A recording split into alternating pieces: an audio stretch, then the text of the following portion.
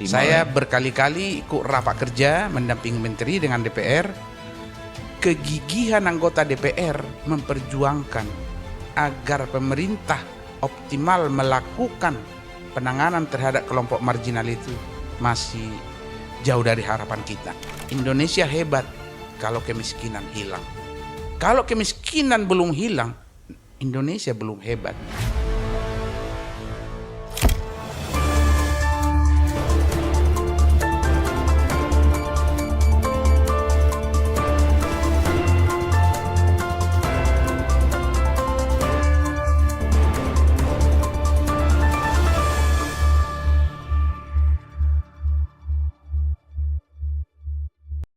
Para pemirsa delegasi, saat ini di studio kita telah hadir sosok seorang tokoh masyarakat, seorang birokrasi yang cukup dikenal di tengah masyarakat, di mana beliau sangat dekat dengan kaum marginal, dan beliau ini ditugaskan oleh negara lebih intensif untuk menangani kaum marginal di Kementerian Sosial. Dr. Randus Sony Manalu. Selamat hadir Bapak di studio kita. Selamat malam. Iya. Robin. Baik, terima kasih. Bapak Sony ini cukup dikenal di kaum marginal karena beberapa kebijakan, beberapa keputusan dan beberapa pekerjaan yang beliau lakukan untuk bagaimana mengangkat kaum marginal, bagaimana untuk mengentaskan kemiskinan di Indonesia ini. Dan beliau ini saat ini dipercaya dari Partai Golkar untuk mewakili suara rakyat itu di DPR RI dari Partai Golkar. Baik, ada pepatah mengatakan tak kenal maka tak sayang, maka untuk itu kita coba lebih mengenal lebih jauh lagi sosok dari Bapak Sony Manalu. Baik Bapak Sony, kita mau pengen tahu kenapa sih Bapak saat ini dari seorang organisator dan juga seorang birokrat kini mau terjun di dunia politik yang diunjuk dari Partai Golkar untuk duduk di calon DPR RI. Boleh disampaikan Pak? Ya, terima kasih Bang Robin yang telah memandu dialog kita pada malam hari ini. Sebenarnya mengabdi kepada bangsa dan negara itu kan tidak dibatasi oleh waktu dan tempat. Saya tadi berpikir 30 tahun mengabdi menjadi abdi negara dan dipercaya pemerintah, bahkan dipercaya presiden hingga ke puncak karir saya eselon 1 dengan pangkat tertinggi 4E. Saya tadi membayangkan setelah saya memasuki purna tugas, maka cukuplah pengabdian saya secara duniawi melalui pemerintahan ini. Saya bisa mengabdi kembali kepada masyarakat lewat lembaga swadaya masyarakat, kemudian lewat kampus karena saya juga aktif di dunia pendidikan. Gitu. Tapi ternyata tidak seperti itu perjalanan hidup kita. Ketika saya pas memasuki purna tugas, beberapa partai, saya tidak usah sebut nama partainya semua, meminta saya maju menjadi calon DPR RI dari partainya. Dan tentu salah satunya adalah Partai Golkar. Maka ketika saya mendapatkan tawaran itu, saya diskusikan dengan beberapa sosok yang saya hormati, termasuk tokoh-tokoh politik, tokoh birokrat, termasuk mantan-mantan menteri sosial. Bahwa ketika ada tawaran seperti itu kan wujud dari pengakuan dan penghargaan atas jati diri kita, khususnya saya. Gitu. Maka panggilan itu kalau kita tidak sahuti, kalau kita tidak respon, akan berdampak kurang baik di dalam penanganan persoalan-persoalan di tengah-tengah masyarakat yang diharapkan partai itu saya bisa lakukan, maju lewat DPR. Maka saya diskusikan dengan keluarga, istri, anak-anak, maka saya mengatakan tidak apa-apa. Biarpun memasuki usia tugas, kalau negara memanggil, partai meminta, bagi saya pengabdian harus kita lakukan sampai mati. Itu prinsip saya. Begitu. Begitu beratnya perjuangan yang Bapak selama ini lakukan di selaku birokrat. Nah, artinya di sini kan banyak tantangan, Pak. Artinya dari partai katakan itu ada mewakili hanya berapa orang kan? Artinya mengapa juga kita belum tahu kenapa kriteria mereka melihat, mungkin apakah ada rekam jejak Bapak yang dilihat mereka sangat pantas untuk mewakili suara rakyat ini. Nah, mungkin dari pengalaman Bapak pernah untuk dari kaum marginal itu bisa disampaikan seperti apa Pak dulu pengalaman-pengalamannya? Iya, jadi Bang Robin, saya memang salah satu birokrat yang berbahagia dan beruntung ya. Karena apa? Selama 30 tahun saya mengabdi di Kementerian Sosial dengan berbagai jabatan yang diamanatkan kepada saya mulai dari eselon 5, eselon 4, eselon 3, eselon 2 hingga eselon 1. Hampir sepenuhnya masa karir saya di Kementerian Sosial itu bersentuhan dengan penanganan persoalan kemiskinan dan kelompok marginal. Dan di luar dugaan saya, ketika saya diamanatkan Bapak Presiden Jokowi memegang jabatan eselon 1 di Kementerian Sosial, tadi di luar dugaan saya dipercayakan Presiden Joko Widodo lagi melalui keputusan Presiden mengangkat saya menjadi pengawas BPJS. Dengan tugas saya khusus memastikan keluarga tidak mampu mendapatkan layanan kesehatan dari pemerintah. Nah, barangkali landasan argumentasi beberapa partai tadi yang meminta saya maju mungkin karena melihat rekam jejak saya yang konsisten berpihak kepada kelompok marginal. Karena memang 20 tahun lebih saya menjabat, hampir sehari-hari hidup saya berurusan dengan persoalan marginal, gelandangan, pengemis, wanita tunasusila yang karena kemiskinan terpaksa menjadi pelaku-pelaku seks di lokalisasi, ex-narapidana yang masuk penjara karena membuat kesalahan karena kemiskinan juga. Begitu juga wanita korban tindak kekerasan, korban perdagangan orang. Semua itu adalah kelompok-kelompok rentan yang selama ini kurang sentuhan dari pemerintah. Dan ketika saya dipercaya direktur mengurusin itu, saya bilang ini adalah ibadah. Maka saya total bekerja pagi, siang, bahkan malam. Saya bisa mengunjungi 4 provinsi dalam 1 minggu. Hanya untuk memastikan bahwa layanan terhadap kelompok marginal ini bisa berjalan dengan baik.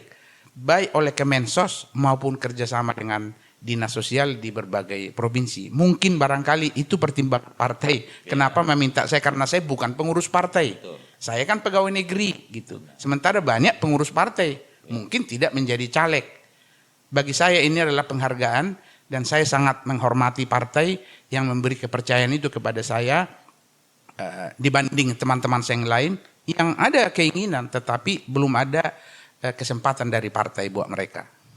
Jadi menurut sudut pandang Pak Sony, artinya ketika ada beberapa anggota parlemen mungkin kurang menyentuh ya, atau kurang optimal mungkin seperti itu di tingkat mengentaskan kaum miskin, marginal, maka Bapak Sony dipercaya untuk dengan strategi-strategi dan pengalaman-pengalaman di Kemensos. Menurut Bapak apakah itu salah satu dasarnya untuk Bapak jadi terjun di dunia politik ini nanti? Iya, Bang Robin jujur, saya sekarang karena masyarakat biasa. Kalau saya waktu masih menjabat, kalau melakukan sebuah kritik kepada lembaga lain kan, tentu ini kan ada etika. Etika ya. Tapi saya sekarang bagian dari masyarakat, bahkan juga sekarang lagi maju menjadi calon DPR, artinya saya kan berbicara dari sisi politis. Faktanya memang seperti itu. Saya berkali-kali ikut rapat kerja mendampingi menteri dengan DPR. Kegigihan anggota DPR memperjuangkan agar pemerintah optimal melakukan penanganan terhadap kelompok marginal itu masih jauh dari harapan kita. Kenapa saya katakan seperti itu? Sekaranglah 1 tahun terakhir ini saya turun berkunjung ke seluruh dapil. Sampai ke Serdang Bedagai, ke kecamatan. Saya bertemu komunitas becak dayung, komunitas becak mesin. Saya tanya mereka, dan saya tahu mereka adalah keluarga tidak mampu.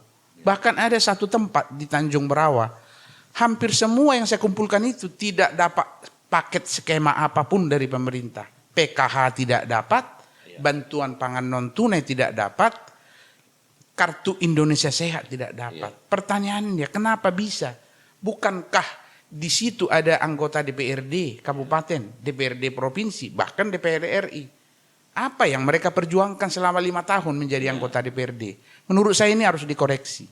Maka saya berpikir dengan pengalaman panjang saya mengetahui di mana titik lemah persoalan data kemiskinan ini, maka peran DPR menjadi sangat penting, peran DPRD provinsi kabupaten penting karena dialah yang bersentuhan langsung dengan rakyat di daerah itu. Tapi tak dilakukan. Artinya di situ kita membutuhkan ke depan anggota DPR, baik DPRD kabupaten, provinsi, pusat, yang memang memiliki naluri pekerjaan sosial. Bahagia dia duduk bersama kaum marginal itu. Bagaimana dia tahu persoalan kaum marginal kalau dia tidak bersama-sama? Maka seperti di Tanjung Merawa kemarin saya duduk makan nasi bungkus bersama-sama mereka. Mereka bahagia, bahkan ada yang menangis. Yang seperti ini kami sangat mengharapkan. Mungkin bagi saya itu hal biasa, karena saya kan direktur mengurusi gelandangan pengemis. Makan di kolong jembatan saya sudah biasa. Bahkan memangku gelandangan dari kolong jembatan sudah saya biasa. Ya mungkin teman-teman caleg lain atau anggota DPR yang sedang menjabat nggak biasa mungkin, kan? Makanya jauh. Buktinya mereka kan nggak tersentuh, kira-kira begitu. Nah, tadi Bapak menceritakan dia bersentuhan dengan kaum miskin, kolong jembatan. Bagaimana pula dengan keluarga, istri, anak, melihat sosok Bapak yang tak kenal lelah ini bersentuhan kepada mereka? Apakah ada kekhawatiran mereka nanti Bapak nanti lebih dekat dengan penyakit karena masuk ke kawasan kumuh? Nah, seperti apa dorongan keluarga dan ibu untuk mendorong Bapak tetap semangat untuk melakukan hal ini, Pak? Jadi pertama-tama pastilah ada kekhawatiran itu kan, istri juga pasti. Karena saya keluar masuk kolong jembatan, keluar masuk lokalisasi. Saya kan bertemu dengan semua wanita-wanita penghibur, wanita-wanita itu. Kenapa? Kalau tidak kita datang ke sana, kita tidak akan tahu persoalannya. Kalau kita tidak turun ke kolong jembatan, kita tidak tahu. Karena yang terjadi selama ini, mohon maaf, ini kan lip service. Banyak lembaga-lembaga. Saya tidak usah menyebut. Bahkan unsur-unsur pemerintah datang ke kolong jembatan bawa nasi bungkus, ditipikan, masuk TV. Udah, ini mengabdi. Padahal menilai pencitraan aja seperti itu. Karena menangani gelandangan tidak dengan bansos sembako. Tidak menangani gelandangan itu harus dari hulu sampai ke hilir. Bagaimana sampai dia tidak lagi tinggal di kolong jembatan itu. Kalau sekedar hanya makan siang, itu kan makan siang. Makan malam nanti, besok pagi lagi, ya mengemis lagi terus menerus. Inilah yang kita lakukan. Ya alhamdulillah puji Tuhan saya 5.000 gelandangan pengemis yang tinggal di kolong jembatan sekarang nggak ada lagi. Karena saya selusuri dulu asalnya dari Pasuruan. Aku dekatin Bupati Pasuruan. Aku dekati pengusaha yang ada di Pasuruan. Ini ada 50 kakak menggelandang di Jakarta, di Surabaya yang berasal dari Pasuruan. Kalau kami kembalikan, mau nggak kalian mendonasikan membuat rumah? Mau nggak mendonasikan mengisi rumahnya? Semua mau. Bahkan restoran-restoran kami siapkan piring, ember dan lain-lain. Ternyata kalau kita bekerja sama antara pemerintah pusat, pemerintah provinsi, pemerintah kabupaten, dunia usaha, dan lembaga-lembaga swadaya masyarakat, semuanya menjadi ringan. Tinggal mau nggak pejabat itu melakukan koordinasi itu. Ini yang saya lakukan. Makanya kepada istri, keluarga selalu saya sampaikan, tidak pernah saya tutupi saya dari mana. Saya tadi masuk lokalisasi jam 12 malam. Saya sampaikan. Awalnya mungkin ada tantangan ya. Pastilah, apalagi istri yang namanya suami masuk lokalisasi ini ngapain, kan begitu. Lagi Bapak dulu pejabat seorang eselon ya. Iya, saya eselon. Artinya dari tingkat dari betul. Levelnya juga. Iya, Bu. Makanya sekarang lah saya merasa plong, bahagia sekali rasanya ketika saya bersama-sama Pemda akhirnya berhasil menutup 153 lokalisasi prostitusi dan berhasil memulangkan kembali ke keluarganya 22.000 wanita penghuni lokalisasi, dan mereka sekarang hidup damai bahagia dengan keluarganya. Ada yang usaha gado-gado, usaha jahitan, bikin kolam lele dan lain-lain. Karena saya bilang biar dapat sedikit halal tapi terhormat. Kalau dapat sedikit halal dan terhormat, pintu surga dekat. Tapi kalau di lokalisasi, pintu neraka makin dekat, pintu surga semakin jauh. Tinggal Anda pilih yang mana. Semua milih mendekat ke pintu surga. Maka pintu surga ukurannya bukan duit, tapi keikhlasan. Dapat 5.000 sehari ikhlas, dapat 30.000 sehari ikhlas. Kira-kira seperti itu yang saya lakukan, dan istri, anak-anak saya semua memberikan doa kepada saya. Ya puji Tuhan sampai hari ini kita sehat-sehat saja. Dapat dukungan keluarga ya. Anak-anak juga sehat, ya. keluarga juga bahagia. Seperti itu. Baik.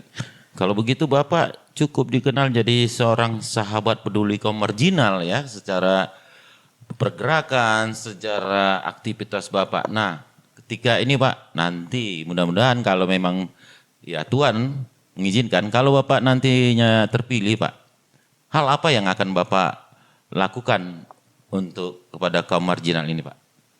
Iya, jadi mungkin terlalu idealis ya kalau saya nanti menyampaikan, tapi faktanya dari lubuk hati yang terdalam itu saya ungkapkan kepada keluarga saya. Bahwa kalau saya terpilih anggota DPR, ini bukan puncak karir saya lagi. Karena puncak karir saya kan birokrasi. Eselon 1, pangkat 4E. Kalau di tentara itu letnan jenderal, kan kira-kira seperti itu. Jadi ketika saya DPR, jangan lagi keluarga mengharapkan sesuatu dari fasilitas DPR itu. Kan sudah bukan puncak karir saya bilang. Maka iya, jadi apapun yang saya dapatkan imbalan saya sebagai anggota DPR, ya izinkan saya kembalikan kepada orang-orang yang memilih saya. Bentuknya macam-macam.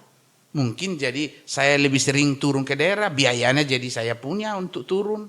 Bisa berdialog lagi, bertatap muka dengan komunitas becak, bertatap muka dengan komunitas pemulung, bertatap muka dengan bekas gelandangan pengemis, ex-WTS yang sudah bertobat.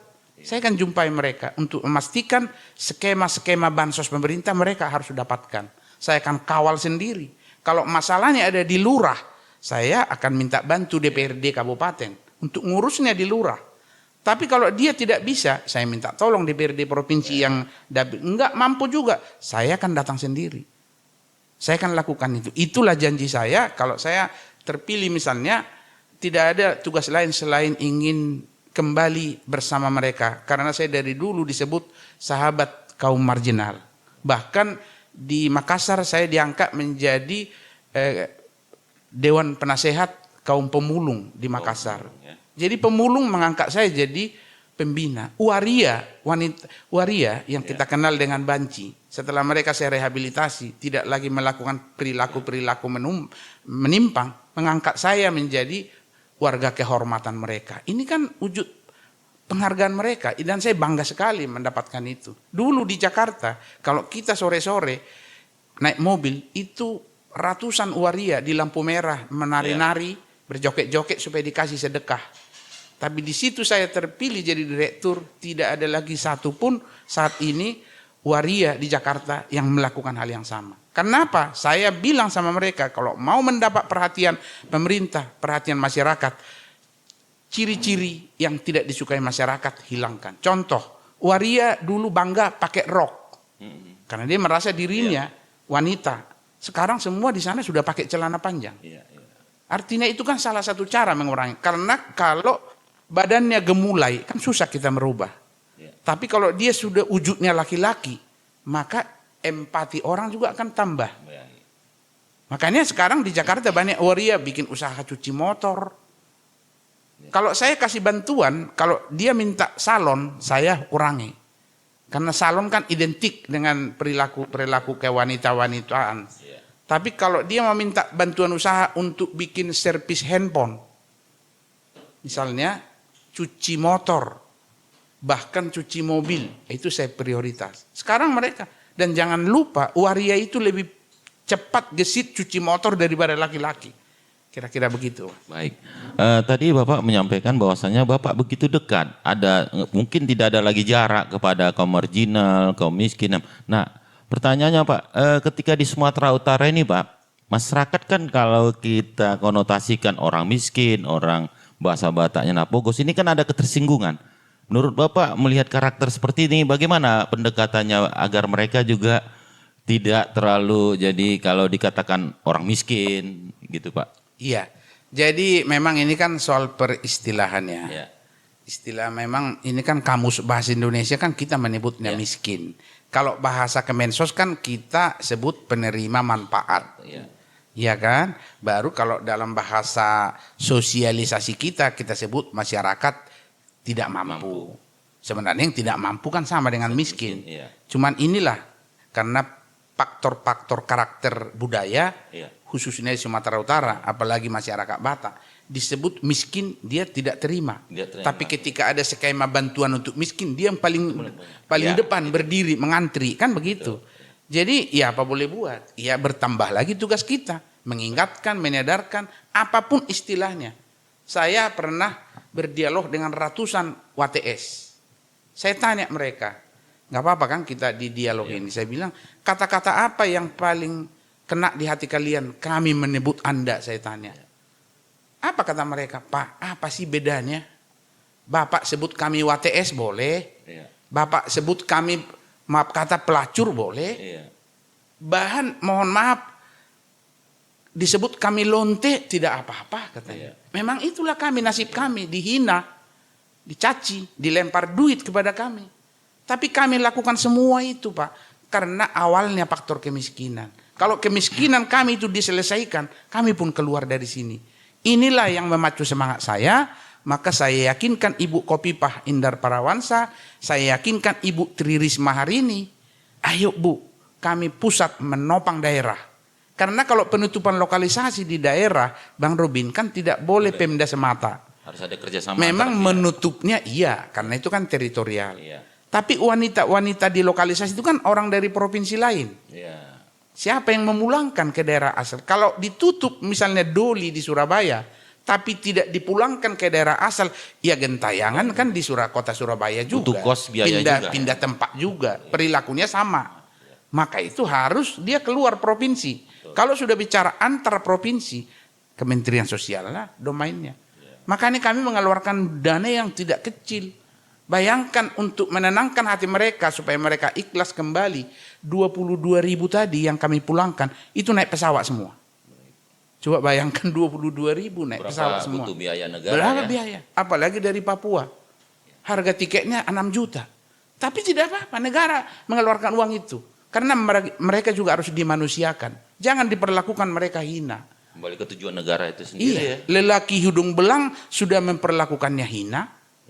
Makanya diperjualbelikan kan di lokalisasi. Kenapa pemerintah melakukan hal yang sama? Kita hormati dia. Kira-kira seperti itulah. Baik, jadi memang pendekatan itu adalah harus humanis, kemanusiaan. Dan itu kita lakukan dan sekarang Indonesia bebas lokalisasi prostitusi. Mohon maaf, itu di era Ibu Kopipah dan itu di era saya kebetulan menjadi direkturnya. Jadi saya bahagia melakukan itu. Baik, pemirsa delegasi, kita sudah mendengar sosok dari Pak Sony Manalu, bagaimana rekam jejak dia mengentaskan kemiskinan, kaum marginal, bagaimana sepak terjang beliau pada saat masih muda juga beraktivitas dalam berbagai organisasi untuk negara ini. Pak, boleh sampaikan Pak di closing ini Pak, apa pesan Bapak kepada masyarakat secara umum maupun masyarakat Sumatera Utara yang nantinya Bapak akan mewakili mereka nanti duduk di DPR RI Pak? Iya, memang untuk warga Sumatera Utara ya, karena saya kan asli anak Medan. Saya warga Sumatera Utara, kecintaan saya kepada daerah ini sama dengan kecintaan saya kepada keluarga saya sendiri. Marilah kita mulai merubah cara berpikir kita terhadap legislatif. Karena selama ini saya sudah kunjungi 40 titik sampai hari ini. Hampir semua mereka selalu mengatakan dan membayangkan kalau ada seseorang maju calon DPR RI, berarti dia bagi-bagi duit. Berarti dalam image mereka, setiap calon DPR itu harus banyak duit. Nah bagaimana orang seperti saya yang pegawai negeri? Berapalah gaji pegawai negeri? Walaupun eselon 1. Gak mungkin lah saya melakukan hal-hal seperti itu. Dan andaikan punya pun, sudah kita tinggalkanlah dengan cara-cara seperti itu. Karena apa? Bagaimana mungkin seorang calon DPR mengeluarkan uang bermiliar-miliar. Ketika dia terpilih nanti, bagaimana mengembalikan uang itu?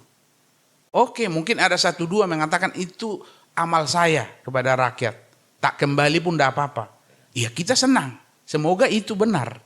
Tapi faktanya, sebegitu banyak anggota DPR setelah terpilih, apa yang diperjuangkan kepada konstituen yang memilih dia? Konstituennya yang mengeluh. Ini contoh kecil tadi. Sudah 5 tahun tak kunjung dapat bantuan. Padahal si DPR kan turun reses. Kembali ke situ. Waktu reses itulah DPR menampung aspirasi rakyat. Pasti rakyat sudah ngeluh. Saya belum dapat KIS. Saya keluarga miskin. Terus apa yang dikerjakan sang DPR ini? Faktanya kan itu.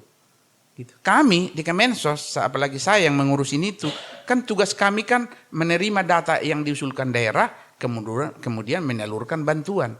Kita tidak sampai ke bawah mengetahui bagaimana mekanisme pengusulan itu. Nah setelah saya maju di pencalonan inilah, saya mencoba berdialog. Dari setiap 10 orang yang bertemu saya, itu rata-rata 1 lah yang dapat program itu. 9 belum. Artinya di Sumatera Utara masih begitu banyak yang belum dapat itu. Kenapa bukan itu yang kita perjuangkan? Kenapa rakyat tidak memilih yang bisa memperjuangkan itu? Jangan terpengaruh karena pengaruh memberikan sesuatu menjelang bilik suara. Ini kan merugikan rakyat sendiri. Dan juga merugikan DPR. Negara mengeluarkan uang banyak membiayai lembaga legislatif. Tapi tak kunjung dia bisa memperjuangkan hak-hak warga. Saya selaku mantan abdi negara yang di beberapa tempat selalu saya disebut sahabat kaum marginal. Kalau di Sumatera Utara saya disebut Dongan Nina Pogus, DNP. Makanya nama saya dibuat DNP. Karena memang kalau Indonesia hebat hanya ada satu cara, kalau kemiskinan hilang. Makanya di mana-mana pun saya pergi dalam konsolidasi politik ini, saya katakan Indonesia hebat kalau kemiskinan hilang. Kalau kemiskinan belum hilang, Indonesia belum hebat. Kenapa tidak hebat? Karena semangat Pancasila masih jauh. Kalau kita wujudkan 5 sila Pancasila itu dengan baik dalam berbangsa bernegara oleh para penyelenggara negara, harusnya rakyat kita sejahtera. Kan bukankah itu yang terkandung di dalam pembukaan Undang Dasar 45 alinea keempat, memajukan kesejahteraan umum. Kan seperti itu. Terima kasih. Baik, terima kasih banyak Pak Sony. Bapak telah memaparkan sejauh mana, siapa dan bagaimana kinerja Bapak sebelumnya. Demikian pemirsa delegasi, kita telah mengenal sosok Bapak Sony Manalu, sahabat kaum marginal, di mana beliau sangat menekankan Indonesia hebat kalau kemiskinan hilang. Jika ingin hebat, maka Bapak Sony Manalu akan mewakili rakyat untuk mengentaskan kemiskinan itu menuju Indonesia hebat. Demikian bisa kami sampaikan pada saat ini dari studio media delegasi. Salam. Salam.